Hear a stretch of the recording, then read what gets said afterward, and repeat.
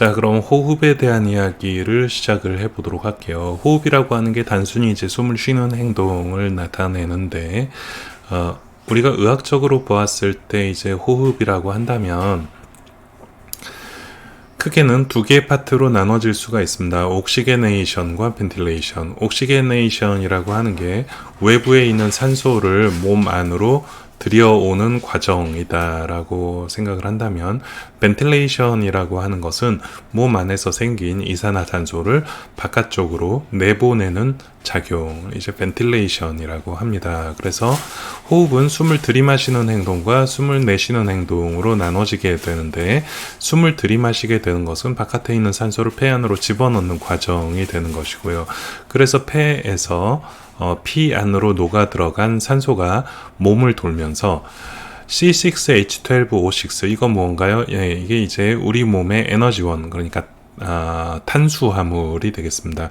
탄수화물이 산소와 반응을 해서 이제 CO2와 H2O 그리고 에너지를 만들어내는 과정, 이런 해당 과정을 거쳐서 에너지를 만들어내게 되는 것이죠. 그럼 여기서 생기게 되는, 세포 안에서 생기게 되는 바로 이 이산화탄소라고 하는 부산물이 몸 바깥으로 배출이 되어야만 한다. 그래서 호흡이라고 하는 게 산소를 들여보내는 과정도 중요하지만 몸 안에서 생긴 이산화탄소를 다시 바깥쪽으로 내보내는 과정도 매우 중요하다라고 이해를 하시면 되겠습니다. 자, 그래서 산소가 없는 상황, 우리가 하이폭세미아라고 저산소증이라고 이야기를 하는데, 저산소증에 대해서 우리 몸 안의 세포가 버틸 수 있는 시간은 조직마다 조금씩 다릅니다. 가장 이제 먼저 손상을 입을 수 있는 가능성이 있는 게 신경세포, 그러니까 뇌가 되겠죠. 뇌 같은 경우에는 약 3분에서 5분 정도 시간이 지나면 그때부터는 세포가 파괴되기 시작을 합니다. 키드니나 리버 같은 경우에는 한 15분에서 20분, 머슬이나 스킨 같은 경우에는 1시간에서 1시간 반까지도 산소가 없이 버틸 수가 있다라고 되어 있습니다.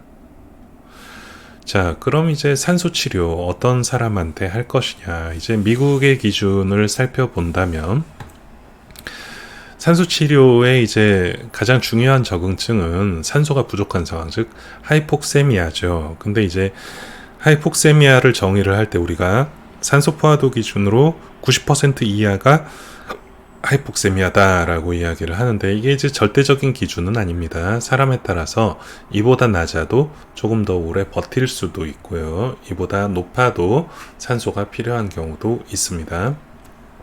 어레스트 상황에선 당연히 산소 치료해야 되겠죠. 혈압이 떨어지게 되는 쇼크 환자 같은 경우에도 산소 치료가 필요합니다. 그리고 심장이 뭔가 문제가 있는 심부전, 또 대사성 산증 같은 경우에도 산소가 필요합니다. 그리고 호흡수가 매우 빠른 경우, 레스피레이터리 디스트레스 상황에서도 산소 치료가 필요하다라고 되어 있습니다. 그러면 이제 산소 치료 농도를 우리가 보통 심폐소생술 할 때는 100% 산소를 씁니다. 근데 이 하이폭세미아라고 하더라도 CO2의 상황에 따라서 CO2가 낮은 경우에는 0.4에서 0.6 정도, 이게 이제 40에서 60%라는 뜻입니다. FiO2라고 하는 건 산소 분압이에요. PaCO2가 40 이상, 예를 들어서 COPD와 같은 만성적인 폐쇄성 호흡질환 같은 경우에는 아주 낮은 농도의 산소가 필요할 수도 있습니다. 너무 고농도의 산소를 주는 것은 오히려 좋지 않은 결과를 초래할 수도 있다. 산소를 주는 여러 가지 방법들이 있습니다. 나잘캐뉼, 가장 일반적으로 이제 병원에서 상당히 좀 만성적인 환자들한테 많이 사용을 하는 장비이고요. 일반적으로는 이제 심플 마스크 있고요. 넌 리브레스 마스크라고 하는 리저브 백이라고 하는 바로 이 백이 달려 있는, 이 백 안에다가 산소를 미리 채워놓은 다음에 이 산소를 마심으로써 실제로 산소 분압을 높여주는 방법입니다. 나잘캐뉼 같은 경우에는 코로 주게 되는데 보통 이제 0.5에서 6리터까지 사용을 합니다. 근데 4리터 이상 주게 되면은 코 점막이 마르면서 반사가 돼서 4리터 이상은 크게 의미는 없다.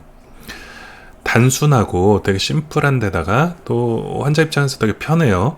네, 그렇기 때문에 뭐 오래도록 사용하는데 문제가 없습니다. 그리고 입으로 무엇인가를 먹을 수도 있어요. 근데 생각해 보면은 여러분 숨이 차면 코로 숨을 쉽니까? 입으로 숨을 쉽니까? 네, 숨이 찰 경우에는 입으로 숨을 쉬는 포션이 훨씬 더 넓어지게 돼요. 그렇기 때문에 콧줄 자체가 산소를 충분히 주지 못할 가능성이 많습니다. 호흡곤란에 사용하기는 어렵습니다. 심플 페이스 마스크 같은 경우에는 5리터 이상으로 사용을 하게 되는데 5리터보다 낮게 해주게 되면은 CO2가 오히려 올라가게 된다. 왜냐하면 본인이 내쉬는 숨에 CO2를 다시 들이마시게 되는 구조이기 때문에 CO2 농도를 높여주는데 도움이 될 수 있다.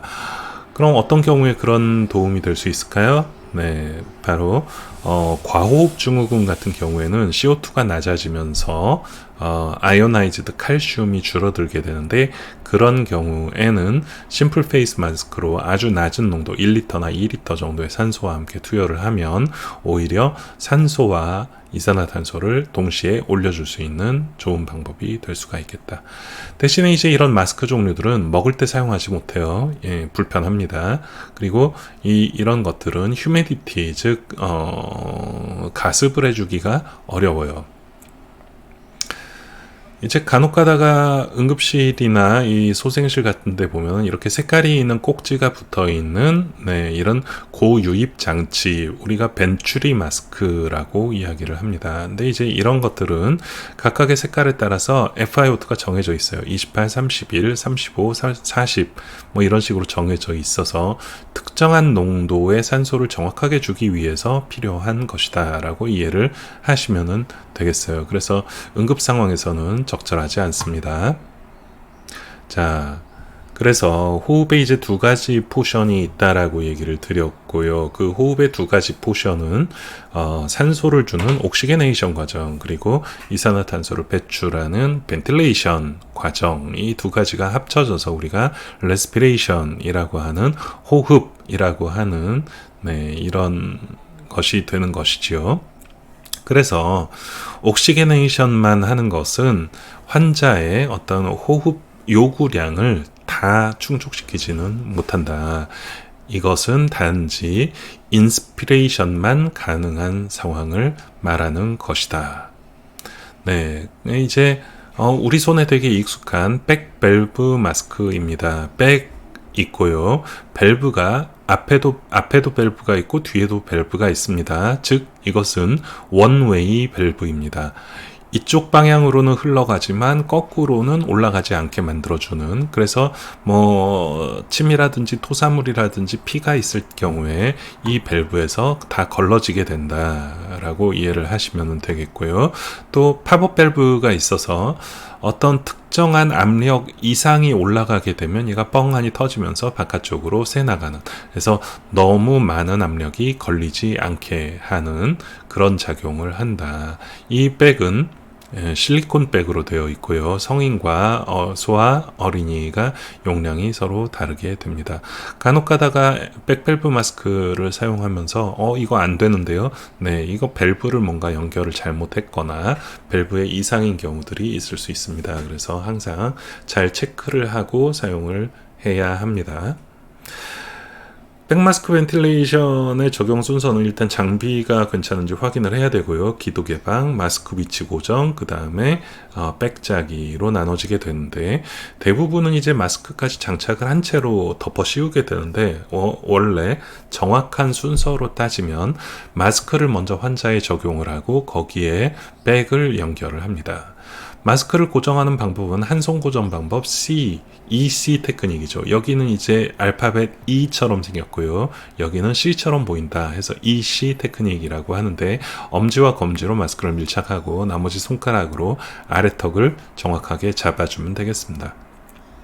한 손 고정보다는 두 손 고정이 훨씬 더 강력한 어떤 접착력을 보여줄 수가 있는데요. 안면의 구조가 이제 좀 너무 말랐거나 너무 뚱뚱하거나 외상을 입었거나 다른 문제가 있는 경우에는 한 손 고정보다는 두 손 고정 방법이 훨씬 더 유용하게 사용할 수 있는 방법입니다. 백 짜기는 보통 이제 성인 백이 종류에 따라서 다른데 1300cc에서 1800cc까지 되게 다양합니다. 약 1500cc 정도라고 한다면 과호흡을 금지할 수 있는 적절한 용량, 약 케이지당 5에서 8ml, 대충 이제 6 이쪽 저쪽이다 라고 생각을 하면 되겠는데, 그럼 60kg 기준으로 한 350cc 정도가 1회 호흡량으로 적당하다. 그럼 1500cc에서 350cc를 짜려면 약 4분의 1 정도, 4분의 1 정도 짜야 하는데, 그거를 손으로 우리가 정확하게 측정을 하는 건 불가능하다. 그래서 너무 빠르거나 강하지 않게 과호흡을 방지해서 킬로그램당 6ml 이쪽 저쪽. 네. 그리고 짜면서 백의 저항이 느껴지는지, 그리고 짤 때마다 흉부와 복부가 숨을 쉬는 것처럼 움직이는지, 그리고 산소 포화도 EtCO2 같은 것들을 확인해야 하겠다. 자, 이 백밸브 마스크는 우리가 응급 상황에서 가장 1차적으로 사용을 하게 되는 구조호흡 장비이고요. 만약에 백밸브 마스크만으로도 세츄레이션이 잘 유지가 된다. 물론 이제 백밸브 마스크를 쓰지 않고 산소만 연결을 해줘도 세츄레이션이 유지가 될 수 있겠죠. 근데 산소만 연결했을 때 산소 포화도가 유지가 되지 않아서 백밸브 마스크를 짜게 된다면 백밸브 마스크를 짜면서 산소 포화도가 잘 유지되는지 반드시 확인을 해야 되겠죠.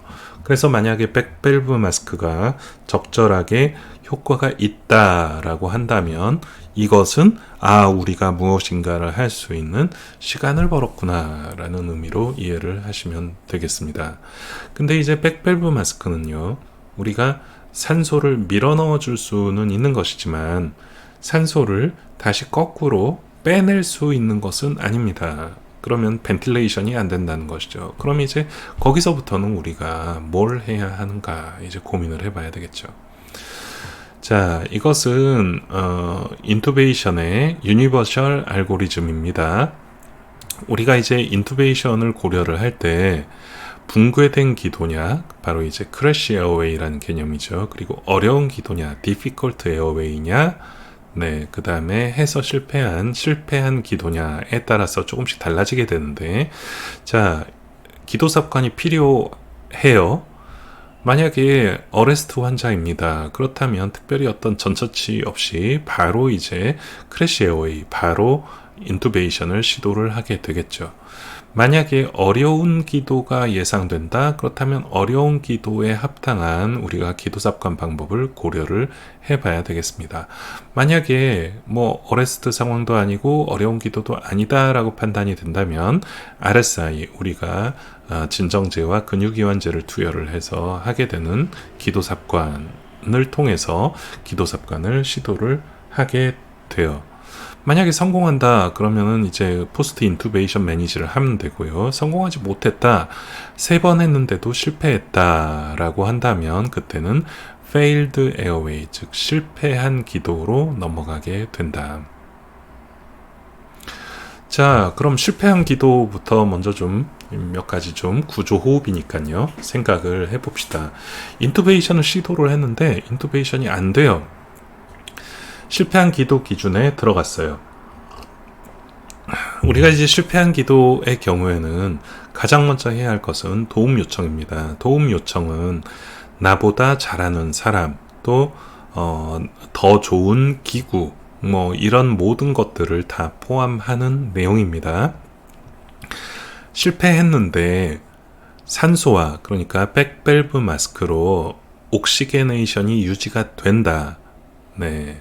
그렇다면 유지가 된다고 하면 시간을 벌었다라고 얘기를 드렸죠. 그럼 이제 비디오 후두경이라든지 발광 탑침, 성문의 기구, 기타 등등 아이젤 같은 거를 이야기를 하는 것입니다. 산소화 유지가 된다라고 하면 시간이 있으니까 이런 다양한 것들을 고려를 해봐라. 만약에 실패를 했는데 산소화도 유지가 안 돼요. 그럼 어떻게 해야죠? 네, 목을 따야 돼요. 원칙적으로는. 그러나 이렇게까지 해서 응급실에 데리고 온 환자는 제가 아직까지는 본 적은 없습니다. 만약에 이제 여러 가지 방법들을 사용을 해서 커프가 달린 기관 내관을 정확하게 위치를 했냐? 그럼 이제 성공한 것이고요. 그렇지 않고 단순히 그냥 아이젤이나 성문의 기구 같은 것들만 거치하고 있느냐에 따라서 그 후의 조치는 또 다시 달라질 수가 있습니다. 레스큐 벤틸레이션 디바이스들은요, 우리가 산소 포화도가 90 이하일 때 일시적으로 적용하는 단지 인력과 장비를 준비 시간을 벌기 위한 장비들로 백밸브 마스크가 대표적이고요. 그 다음에 성문 외 기구 또는 수프라글로틱이라고 해서 성문 상 기구, 왜냐하면 보컬 코드보다는 위에 위치하거든요. 그래서 엑스트라 글로틱 디바이스 또는 수프라 글로틱 디바이스라고 얘기를 하는 LMA, 콤비튜브, 아이젤 이런 것들이 다 이제 여기 포함이 되는 것들이 되겠습니다. 수프라글로틱 디바이스들은 생각보다 되게 역사가 오래됐어요. 피터 사파, 우리 심폐소생술 할 때 우리 심폐소생술의 아버지라고 얘기하고 있는 이분이 사파 에어웨이라고 하는 거 개발했었고요. 구에달, 휴잇 이런 사람들이 오늘날 쓰고 있는 우리 오로파린지알 에어웨이와 비슷한 종류의 어떤 수프라글로틱 디바이스들을 이야기를 했습니다. 그러다가 이제 좀 획기적인 변화가 일어나기 시작한 게 바로 이 LMA와 콤비튜브죠. 이게 이제 80년대 초반에 발명이 됐는데 아이젤이 발명되기 이전까지는 여러분들 응급구조사 그 실기시험에 LMA 넣는 것이 실기시험에 나왔었어요. 그 정도로 상당히 퍼퓰러하게 전 세계적으로 많이 사용을 했었는데 지금은 이제 아이젤로 거의 다 대체가 됐죠. LMA는 아치브레인이라고 하는 이분이 마취과 의사입니다. 이분이 성문하고 이 목의 에어웨이와 동일한 아나토미를 가지고 있는 이런 장비를 개발을 해서 거기다가 풍선으로 공기를 주입을 해서 이렇게 딱 실링이 되게 만드는 이런 이제 기구를 개발해서 이것을 라린지알 마스크 에어웨이라고 하는 이름으로 LMA라고 개발을 했습니다.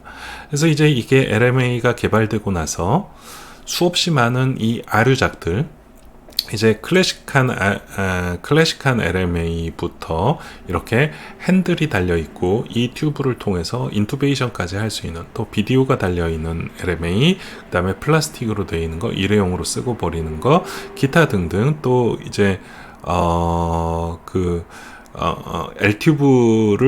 L튜브를 삽입을 할 수 있는 관도 따로 옆에 있는 거, 별하별 여러 가지 종류들이 다 이제 개발이 돼서 상당히 많은 장비들이 사용이 됐었습니다. 그러나 이제 이 LMA들은 이 수프림, 엠부, 패스트트랙, C트랙 이런 것들이 다 이제 각각의 이름이고요. 프로실 같은 것들도 다 이제 커머셜한 이름들이고요. 근데 이제 이런 모든 LMA들이 하나의 되게 중요한 단점을 가지고 있어요. 뭐냐면은 풍선으로 되어 있기 때문에 얘가 풍선이 제대로 위치하냐가 진짜 어려운 부분입니다. 풍선에 바람을 빼고 집어넣어서 풍선을 불어주는 것이기 때문에 얘가 중간에 꺾이거나 말리거나 하는 일들이 생각보다 너무 많았어요. 그렇기 때문에 과연 이게 또 풍선에 공기를 주입을 하려면 또 풍선이 터질 수도 있고요. 여러 가지 문제들 뿐만이 아니라 시간이 걸린다라는 단점을 가지고 있었습니다. LMA 특징은요, 인투베이션보다 쉽고 블라인드하게 인서션을 한다. 백밸브 마스크보다 조금 더 확실한 방법, 좀 더 들어가니까요. 양압 환기가 가능했었다. 종류에 따라서 LMA 안쪽으로 인투베이션이 가능한 종류들도 있었다. 프로실이라든지 C트랙 같은 경우들이 그렇습니다. 인투베이션이 불가능한 환자, 백밸브 마스크로 벤틸레이션이 가능한 환자에서 사용 가능했었다. 100% 에어웨이 프로텍션이 안 된다. 흡인으로부터 예방이 안 된다는 거죠. 또 높은 압력의 포지티브 벤틸레이션의 경우 리키지가 될 수 있다. 에어웨이 아나토미에 어떤 변형이나 이상이 있는 경우에는 사용하기 어렵다. 이 정도의 단점을 가지고 있었습니다. 콤비튜브라고 하는 건 이것도 역시 이제 블라인드하게 밀어 넣어서 이쪽으로 공기가 나오고 또 요 중간에 있는 구멍으로 공기가 나오고, 그럼 이쪽이 맞을지 이쪽이 맞을지 확인해서 맞는 쪽으로 그냥 짜주면은 되더라. 이게 이제 코파, 콤비튜브 다 이제 비슷한 개념의 어떤 디바이스였습니다. 지금 이제 거의 사용 안 하고요. 킹 LT가 있었는데 LTD가 있었고 LTSD가 있었는데 이것이 이제 벌룬이 하나냐 두 개냐에 따라서 좀 차이가 나는 것인데 일단 블라인드하게 밀어 넣으면 맨 끝은 에소파구스로 들어간다. 그렇다면 옆에 있는 구멍으로 공기가 나갔을 때 이것은 기도로 들어가지 않겠나. 그게 이제 킹 LT. 이거 상당히 좀 많이 사용을 했었습니다. 아나토미로 보자면 일단 밀어 넣으면 에소파구스로 들어가고요. 중간에를 큰 풍선으로 막은 다음에 이 중간으로 공기가 나가면 이게 이제 기도로 공기가 들어갈 것이다. 과연 이제 얼마나 효과가 있었는지는 모르겠습니다. 저는 직접 써본 적은 없습니다. 코브라도 마찬가지로 비슷한 장비가 되겠고요. 그래서 목을 막은 다음에 위쪽으로 산소를 집어 넣어주는 이거 실파라고 해서 파린지알 에어웨이, PA가 파린지알 에어웨이거든요. 이거 이제 구급대에 간혹 가지고 있는 경우, 지금도 남아있는 게 몇 개 있을 수도 있습니다. 이것은 이제, LMA가 풍선으로 돼 있어서 그게 이제 시간이 걸린다. 그래서 아예 이렇게 주걱처럼 플라스틱으로 되어 있습니다. 그래서 밀어 넣은 상태에서 그냥 바로 짜는 이제 그런 장비가 되겠는데, 이것은 이제 한 번 쓰고 버리는 장비이기 때문에 근데 이제 개당 가격이 너무 높았고 또 이제 너무 크기 때문에 목에다가 넣는데 좀 부담스러운 정도의 크기였었습니다. 그러다가 이제 이 모든 것들을 통합한 게 아이젤이 되겠죠. 이것은 해부학적인 구조와 동일하게 이렇게 맞춰져서 생겨 있고요. 그리고 풍선이 아니라 그냥 바로 밀어 넣으면은 성문 바로 앞에까지 진입이 되기 때문에 실패할 가능성이 상당히 적고요. 그리고 크기에 따라서 다양하게 준비할 수 있는 이제 이런 제품. 그래서 아이젤이 나온 이후에는 LMA가 차츰 자취를 감추게 됩니다. 싱글 유스 수프라글로틱 에어웨이고요. 말랑말랑한 약간 실리콘으로 되어 있죠. 이 정확한 쉐입이 페리파린지알 아나토미하고 완전히 맞게 되어 있다. 그리고 풍선을 부는 것이 아니다. 그래서 쉽고 빠르게 연구에 따르면 약 20초 정도 LMA 적용보다 빠르게 할 수 있다로 되어 있습니다. 하지만 이제 이 레스큐 디바이스라고 하는 건 아까 어떤 상황이었는지 다시 한번 리마인드를 해보면 첫째, 인투베이션이 안 돼요. 두 번째, 인투베이션은 안 되지만 백밸브 마스크로는 어느 만큼 유지는 할 수 있어요. 이것을 이 바로 수프라글로틱 디바이스로 시간을 버는 것, 연장을 하는 개념입니다. 생각해 보세요. 지금 응급실에서 근무를 하다 보면은 심폐소생술 환자를 데리고 오면서 인투베이션을 해가지고 오는 경우 거의 없습니다. 대부분 뭐 해가지고 오냐면은 아이젤을 넣어가지고 와요. 그렇다면 그것은 정말 아이젤의 인디케이션에 맞느냐 우리가 다시 한번 좀 심각하게 따져봐야 할 만한 문제인 것이죠. 자, 그래서 수프라글로틱 디바이스들은 일단 컨트롤드 시츄에이션 완전히 뭐 다 준비가 된 마취빵이라든지 이런 준비되어 있는 모니터와 약물과 기타 등등의 에어웨이들도 다 준비가 되어 있는 상황에서는 되게 유용하게 쓸 수 있다. 응급 기도 관리에 약간 보조적인 역할, 그 다음에 기도 삽관을 도울 수도 있다. 자, 일단 여기까지 이야기를 드렸고요. 여기서 이제 더 나가서 우리가 비디오 후두경이라든지 여러 가지 이제 그런 전문 장비들이 있는데 그 이야기까지는 오늘 다 소개해 드리지는 못할 것이고요. 그러면 이제 다음 시간에는 그런 보조 호흡이 필요한 그리고 산소 치료가 필요한 그런 응급 상황 또는 응급 질환들에 대해서 간단히 리뷰를 드리도록 할게요.